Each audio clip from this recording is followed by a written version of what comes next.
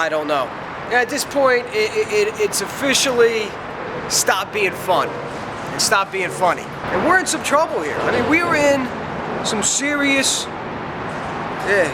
trouble. And I know the fans are screaming for Andy Reid's head. I know the fans are screaming for Juan Castillo's head, for this player's head, for that player's head. And you know what? I don't blame you. But what we're gonna do right now, okay? What we're gonna do right now is take a deep breath, all right? Get off the ledge, step back from the ledge, and we're gonna think this thing through intelligently to understand what exactly is going on with our beloved Eagles. Some of the bold moves that the Eagles made during the offseason, however short, are paying dividends. Bringing back Jason Babin was a good thing. His sack numbers are ridiculous. Cullen Jenkins is a man among boys in the middle. Nnamdi Asomugha is a hell of a talent, not being utilized correctly. I really like the addition of Ronnie Brown, although he's not being used correctly. It's nice to know that Vince Young is back there behind Michael Vick, in case God forbid he gets hurt again. Like I said, some of the moves the Eagles have made paying off dividends. But some of the moves, the bold moves, I'll even consider some of the bold non-moves, are really starting to bite the Eagles in the ass. And it's only week 5. We go into the season with 2 rookie kickers. 2. You take a rookie and you put him in at middle linebacker. And you say, that's our guy. He's not like a first or second round. He's a 4th round pick. You sure about this? Nope, that's our guy. You know, don't you want to go out and maybe get a veteran middle linebacker just in case this whole experiment doesn't work out? That is our middle linebacker. And it didn't work. It didn't work. By week 3, he was pushed to the outside. By week 4, he was playing special teams. You take your offensive line coach and you put him in as defensive coordinator. And you look and you say, that's our guy. Are you sure you want to do this? Because I know he's played linebacker in the USFL, but the man hasn't coached defense since the late 80s. This is our defensive coordinator. As much of a defensive guy as he claims to be, is he going to be able to call the defensive plays, especially late in the game, with the game on the line? This is our guy. And so far, our defense has been outscored in the 4th quarter. I don't even have the stats in front of me, a lot to a little. I know they haven't scored a 4th quarter point in the last 3 games. They've blown 3 4th quarter leads. The points per game defensively are terrible. See, it's like the good and the bad. It's like the really good, and then there's just the really bad. And they cancel each other out to make, you know, an average football team. And I think the biggest reason for the Eagles' struggles, and the thing that is lost through all of this mess, is the plain and simple fact that the scheme doesn't fit the players don't fit the scheme, and wrapped up in all of that, the play calling doesn't match the players in the scheme.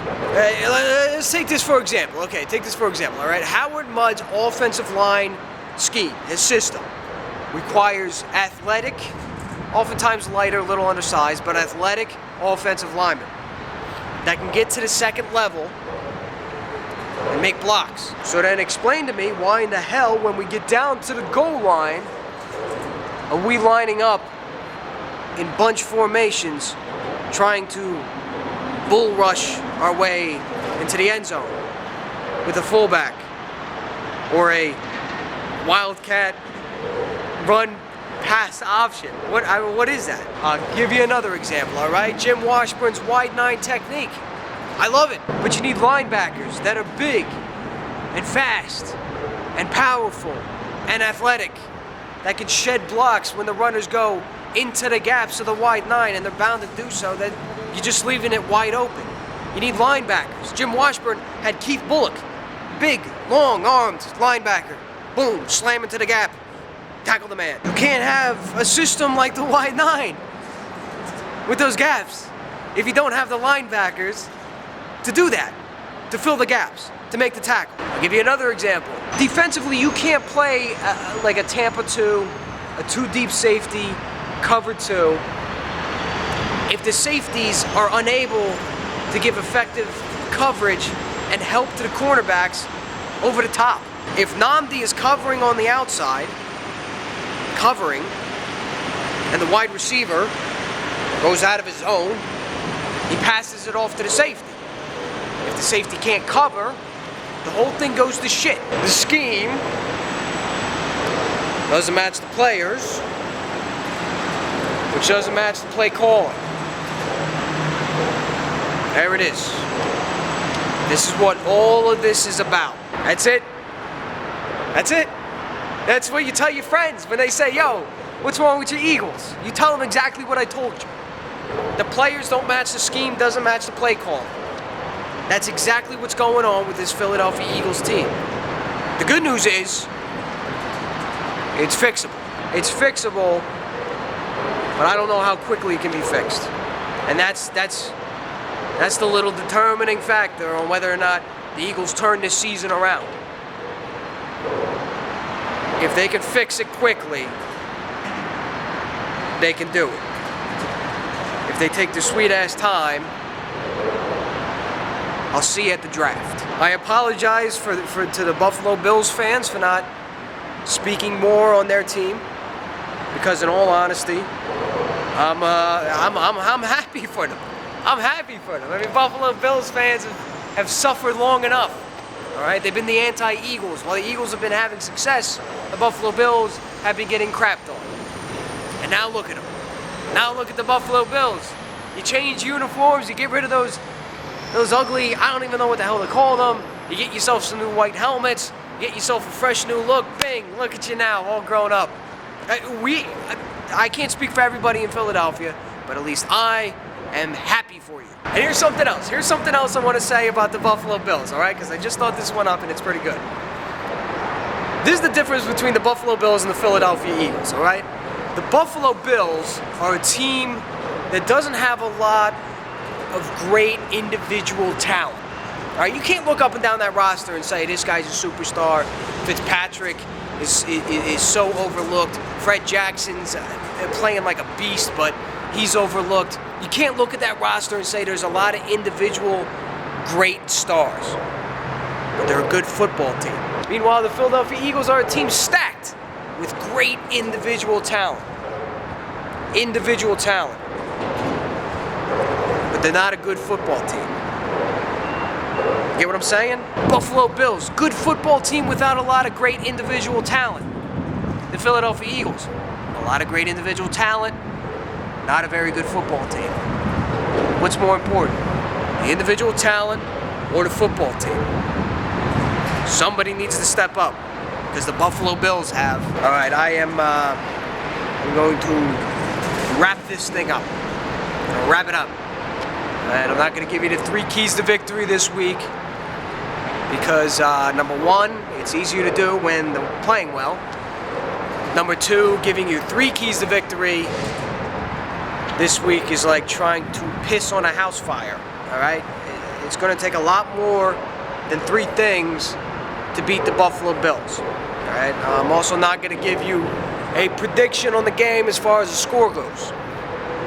But I will say this. I will go on record this week, as I have done in prior years, and I'm going to pick against the Eagles. I'm going to pick the Buffalo Bills. They're a team that plays with a lot of heart.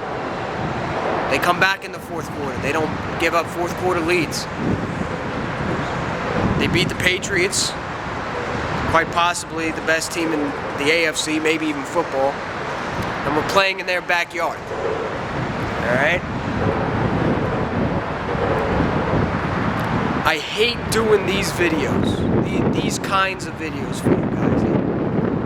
You know, it really sucks when they're playing like this. You know, the over-analytically videos, trying to, you know, make sunshine out of horse shit. trying to rally the troops when Eagles fans' morale is so low, trying to keep you guys calm, even though inside, I'm angry, I'm furious, I'm pissed. All I can tell you to do is to stay strong, keep bleeding green, don't give up. You don't want this team to give up, so you don't give up. That's all I can tell you. I know it's hard. It's hard for me too.